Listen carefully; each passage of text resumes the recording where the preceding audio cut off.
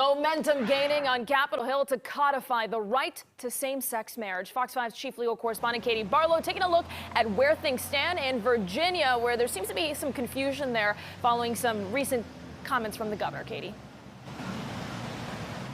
Well, good evening to both of you. The frenzy to codify the right to same-sex marriage on Capitol Hill comes as activists are concerned that the right to same-sex marriage equality, could be on the chopping block after the Supreme Court overturned the right to abortion. Now, dozens of states have what are called zombie laws. It's a funny term, but it means laws on the books banning same-sex marriage that right now aren't enforceable because the Supreme Court has said there is a right to same-sex marriage. So they're dead like zombies. But if the Supreme Court were to overturn the right, then those laws could automatically go into effect, thus rising like the Walking Dead. And Virginia is one of those states that has a zombie law.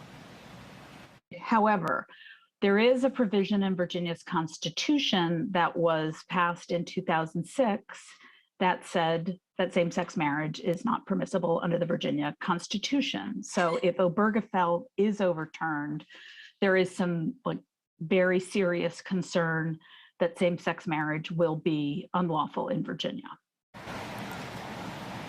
Virginia Governor Glenn Youngkin recently told CBS News that same-sex marriage was protected in the Commonwealth and that it's the law. Now, while that's true because the Supreme Court made its 2015 landmark decision in Obergefell, if that decision were overturned, then Virginia's constitutional ban on same-sex marriage would remain in effect. Now, Virginia Senator Adam Ebbin led efforts to get rid of the constitutional ban on same-sex marriage in the Commonwealth. A change to constitutional amendments in Virginia has to pass both Virginia houses twice, with an intervening election between the two times it passes before it's then sent to the voters for their approval.